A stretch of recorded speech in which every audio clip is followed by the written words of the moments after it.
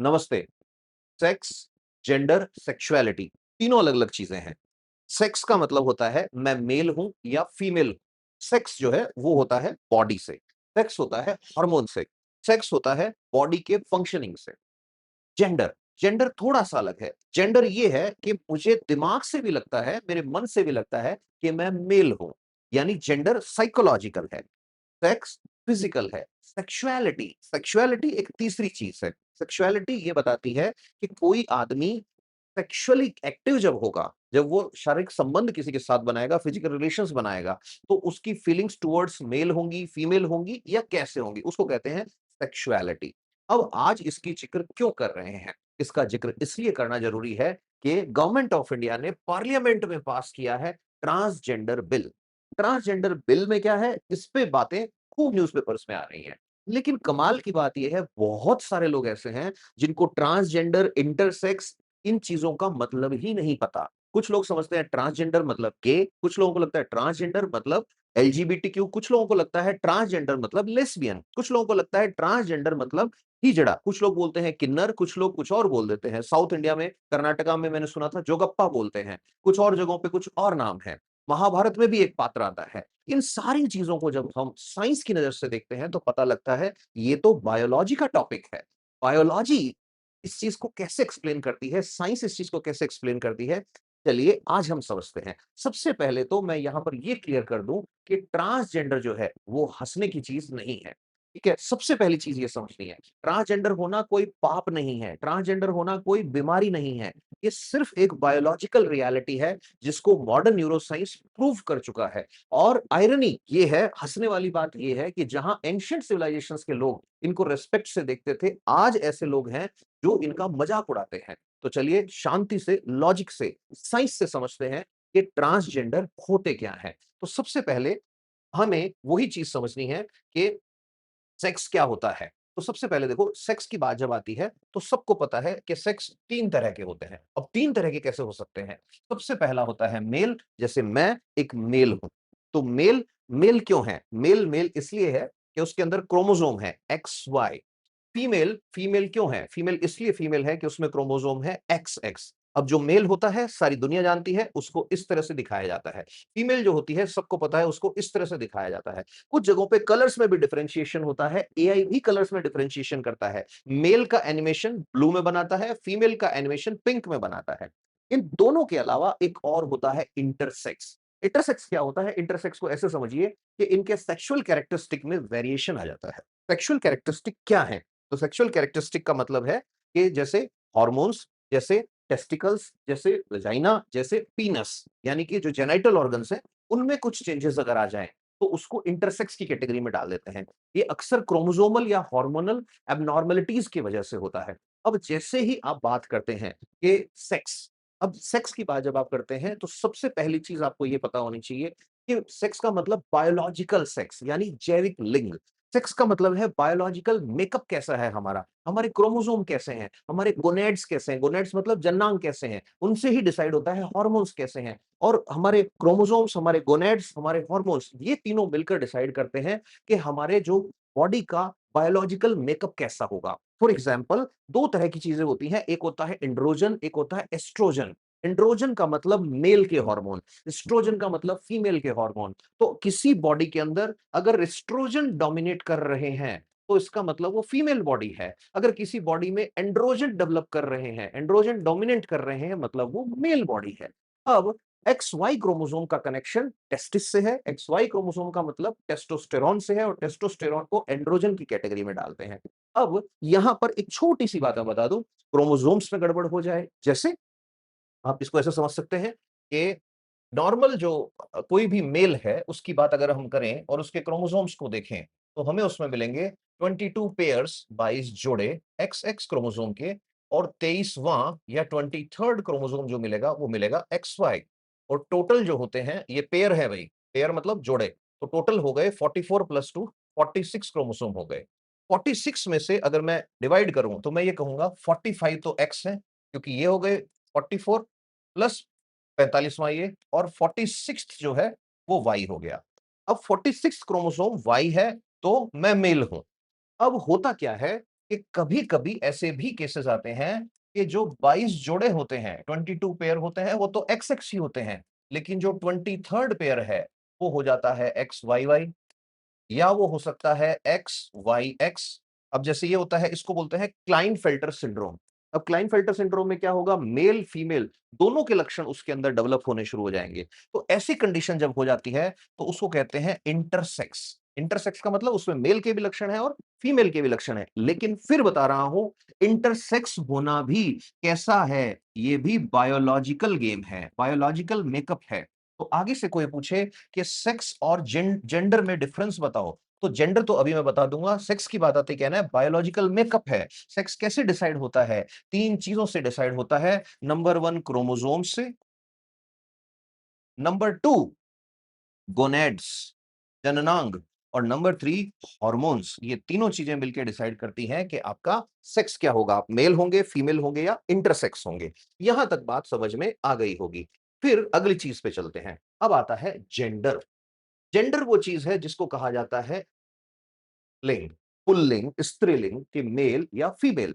अब जैसे ही आप इससे आगे जाते हैं कि भाई जेंडर, तो जेंडर आते ही आपको याद रखना है कि अब गेम बदल रहा है, कि ये क्या हो रहा है, अब ये सोशल और साइकोलॉजिकल चीज आ रही है। तो सबसे पहली चीज तो आपको ये बतानी है कि जेंडर क्या चीज है, कि जेंडर सोशल है, जेंडर बिहेवियरल है, जेंडर जो है ये कल्चरल है। अब ये क्या वाला है, सोशल। अब ध्यान से सुनना, मैं एक मेल हूं, मैं एक मेल हूं। कौन से वाला बात कर रहा हूं, मैं सेक्सुअली एक मेल हूं। और मुझे सोसाइटी ने भी ये बताया कि भाई तू लड़का है, मुझे ये फील भी होता है कि मैं एक मेल हूं। तो इसका मतलब मेरा, ध्यान से सुनना, इसका मतलब मेरा सेक्स भी मेल है और मेरा जेंडर भी मेल है। तो मतलब बॉडी जो सोचती है, बॉडी को जो लगता है, वो है सेक्स, और मन को जो लगता है वो है जेंडर। अब हमें ये देखना है कि जेंडर के बेसिस पर लोग कितने तरह के हो सकते हैं। तो अब सबसे इंपॉर्टेंट टर्म आता है यहां पे, एक होता है सिस और एक होता है ट्रांस। ध्यान से सुनना, एक होता है सिस, एक होता है ट्रांस। ये हम किसकी बात कर रहे हैं, जेंडर की।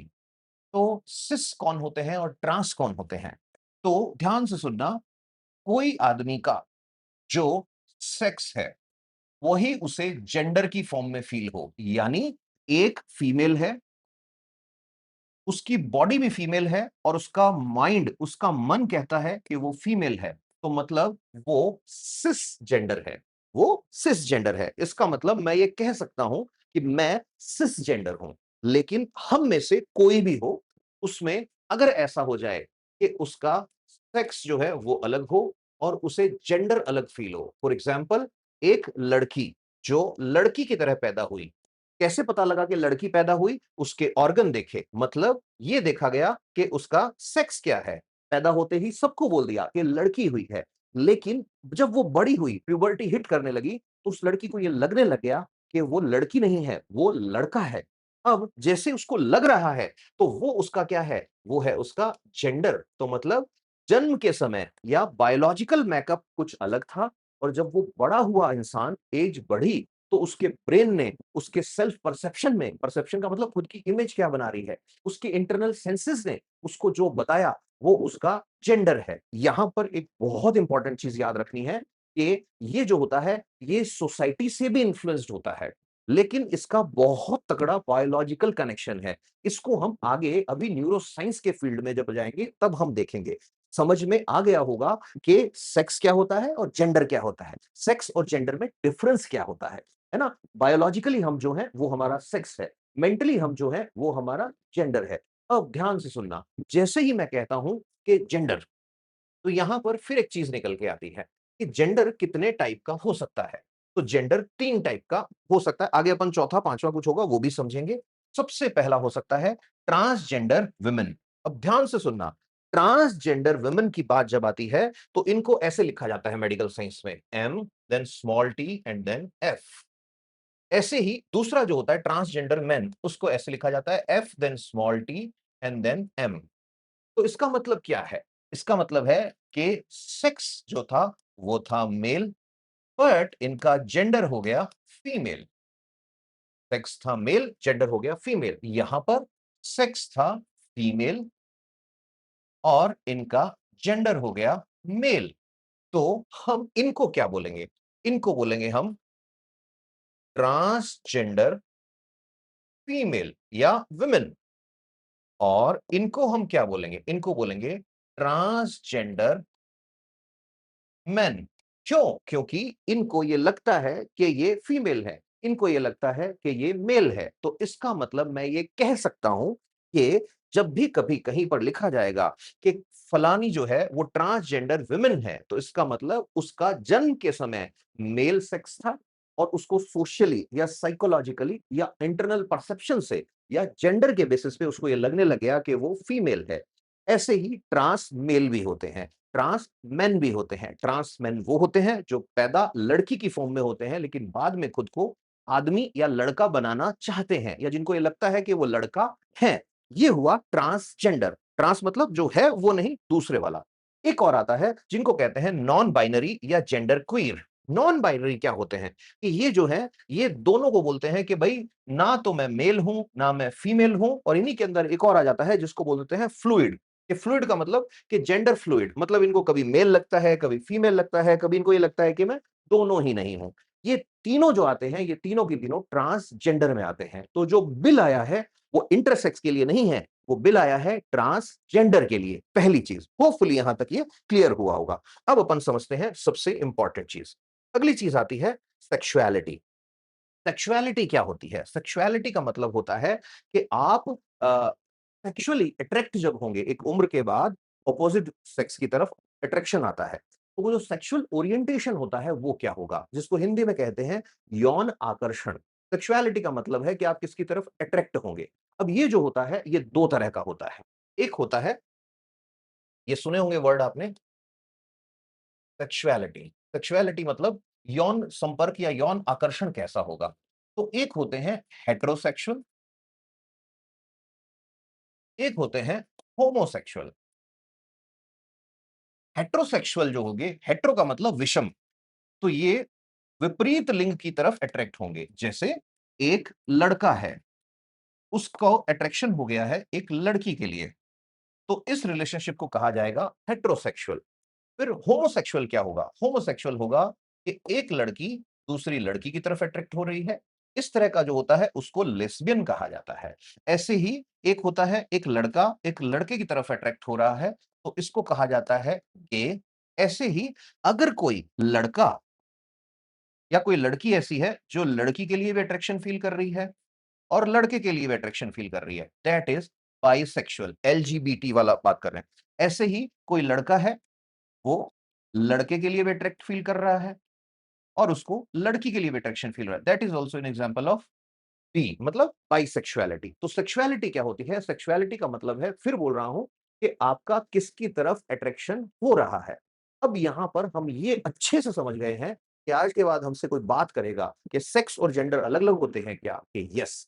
क्या सेक्सुअलिटी अलग होती है? यस, सेक्सुअलिटी इन दोनों से ही अलग है। सेक्सुअलिटी रिलेशनशिप बनाने की जो चाहत होती है, इच्छा होती है, अट्रैक्शन होता है, उसकी बात होती है। अब आती है सबसे इंपॉर्टेंट चीज, क्योंकि अपना टॉपिक आज का ट्रांसजेंडर है तो हम ट्रांसजेंडर पर फोकस करेंगे। अब आती है चीज कि डब्ल्यूएचओ कैसे डिफाइन करता है ट्रांसजेंडर को। तो डब्ल्यूएचओ क्या बोलता है?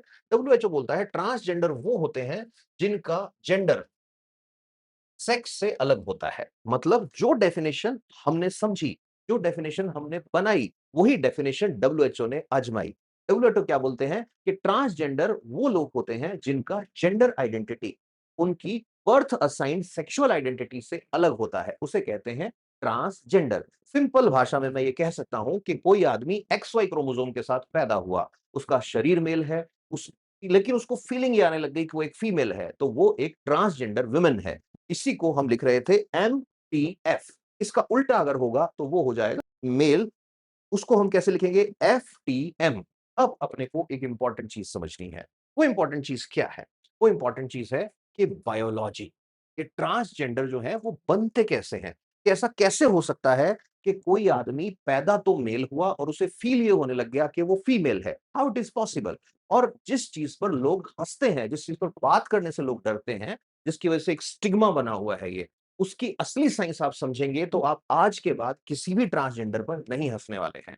अब मैं आपको वो चीज़ बताने वाला हूँ, जिसको सुनकर आपका ब्रेन जो है एक्सप्लोड होगा। अरे! ये ऐसे होता है। तो ट्रांसजेंडर जो है उसका बायोलॉजिकल बेसिस अपने को समझना है। ट्रांसजेंडर का बायोलॉजिकल बेसिस समझने के लिए अपने को सबसे पहले ये समझना पड़ेगा कि आदमी का सेक्स कैसे डिसाइड होता है। तो आदमी के सेक्स को डिसाइड करने के लिए हमें ये याद रखना है कि जो मैंने अभी बोला, ये जो मेल होता है उसमें और फीमेल में क्या डिफरेंस रहता है। तो आपको ये चीज़ पता होगी कि मेल में और फीमेल में दोनों में 22 पेयर्स एक्स एक्स क्रोमोसोम के होते हैं, लेकिन मेल का जो 23rd पेयर होता है, वो होता है XY और फीमेल का 23rd होता है XX। ये डिफरेंस होता है। अब बहुत ही इंपॉर्टेंट चीज़ है कि ये एक माँ है।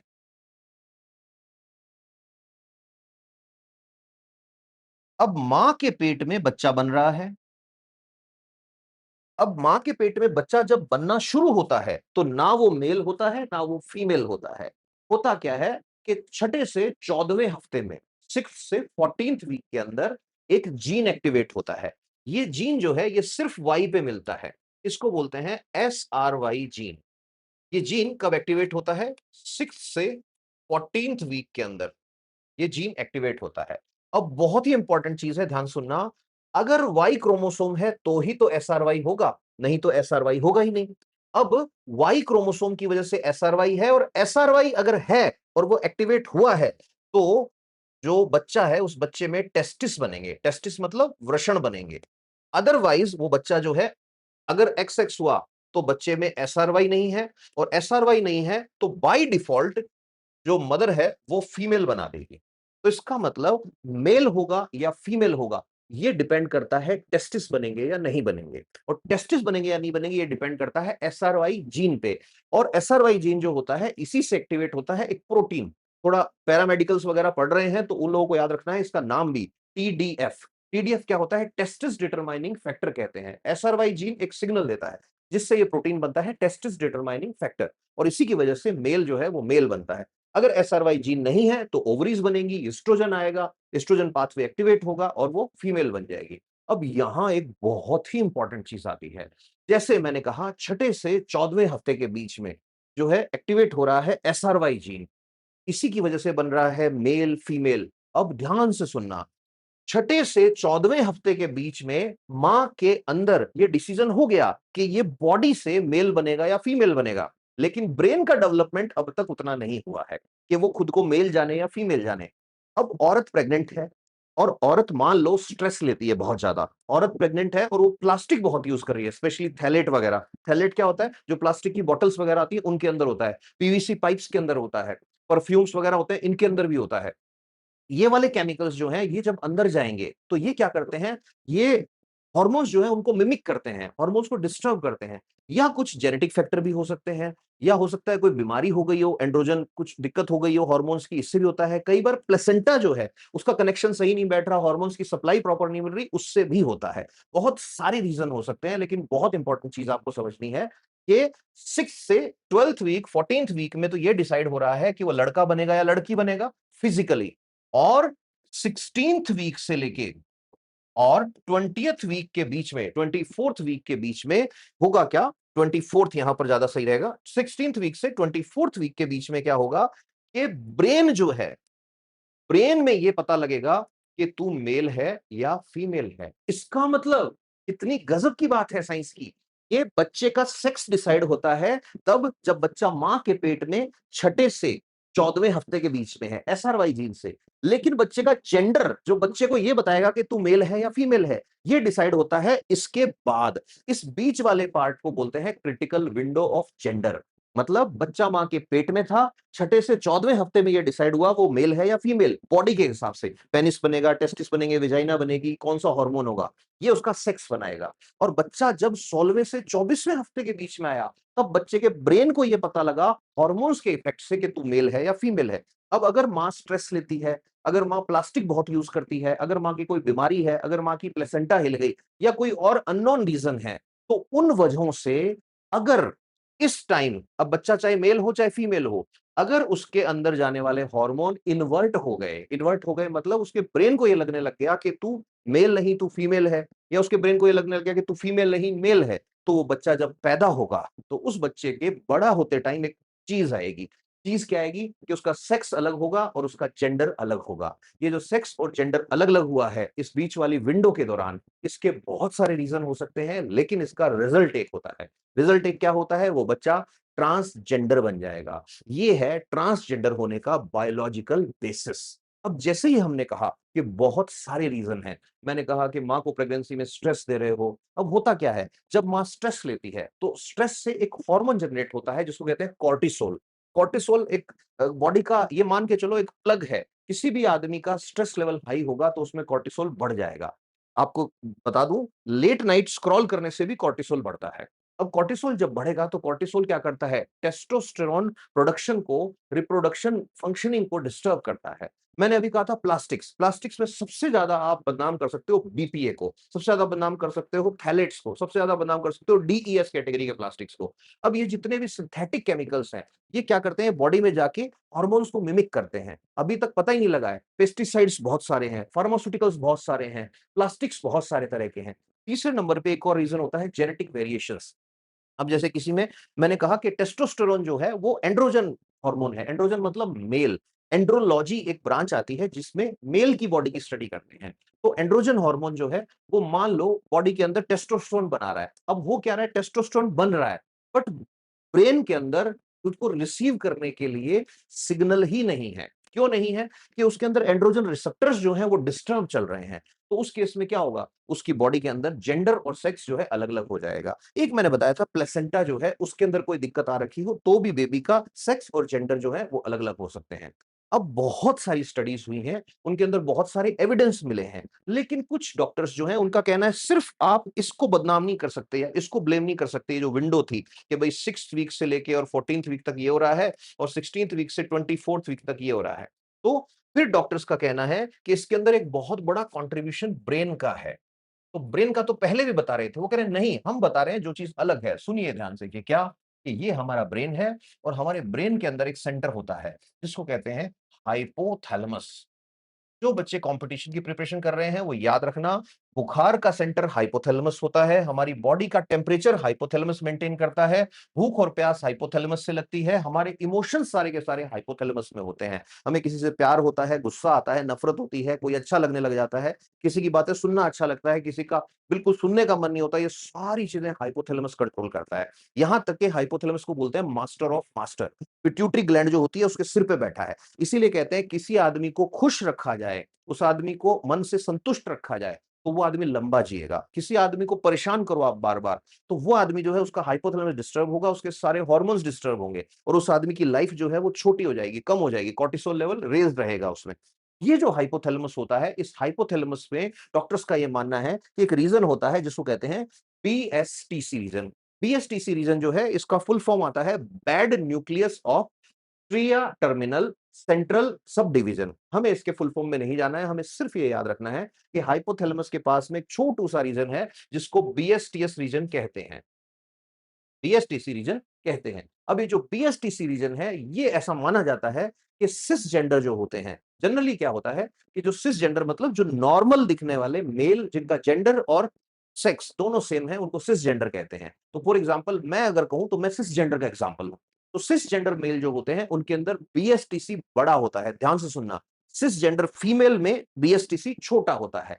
लेकिन होता क्या है जब कोई ट्रांसजेंडर वुमन होती है जिसके अंदर क्रोमोसोम तो एक्स वाई है, लेकिन उसको लग रहा है कि वो फीमेल है, यानी एमटीएफ का केस है। तो उस केस में उसका बीएसटीसी रीजन जो है वो छोटा रह जाता है। यानी इसका उल्टा अगर मैं करूं तो हम ये कह सकते हैं कि ब्रेन में बीएसटीसी रीजन जो है वो जिसमें छोटा होना चाहिए उसमें बड़ा हो जाता है, बड़ा होना चाहिए उसमें छोटा हो जाता है। इसी वजह से इनको ये लगने लग जाता है कि हम जो है उस जेंडर के नहीं है जो हमारा सेक्स है। इसी तरह से एक और रीजन बाद में आइडेंटिफाई किया गया जिसे आईएनएच रीजन कहा गया। ये भी जो है, ये भी ऐसा माना गया, ये इस आईएनएच 3 कहते हैं, ये भी माना गया कि हाइपोथैलेमस के पास में ही होता है। ये जो होता है, इसका भी काम यही होता है कि ये भी जेंडर आइडेंटिटी ही करवाता है। बहुत सारी स्टडीज हुई हैं, कुछ लोग इसके लिए व्हाइट मैटर जो है उसको दोष देते हैं कि जो व्हाइट मैटर है वो जिम्मेदार है कि ब्रेन में व्हाइट मैटर की कनेक्टिविटी पता होगा ब्रेन में 2 तरह का मैटर होता है व्हाइट मैटर और ग्रे मैटर कि जो कनेक्टिविटी होती है उसके इश्यूज जो है उनकी वजह से बायोलॉजिकल सेक्स और जेंडर जो है वो मैच नहीं करता। हमें सिर्फ ये याद रखना है कि जो जेंडर है और सेक्स है उनमें डिफरेंस क्या है और हमें ये पता होना चाहिए कि हमसे अब कोई पूछ ले कि बताओ जो ट्रांसजेंडर है वो कैसे होता है? तो हम ये बता सकते हैं कि ट्रांसजेंडर जो है वो हार्मोनल इन्फ्लुएंस से हो सकता है, ट्रांसजेंडर ब्रेन की स्ट्रक्चर में डिफरेंस से हो सकता है और ये ट्रांसजेंडर जो है ये हेल्थ केयर जो होता है उससे एसोसिएटेड रहता है। इसका मतलब अब हम ये कह सकते हैं कि ट्रांसजेंडर जो है वो आपकी हमारी ही तरह इंसान होते हैं और उन्हें जीने का पूरा हक होता है। होपफुली इस सेशन से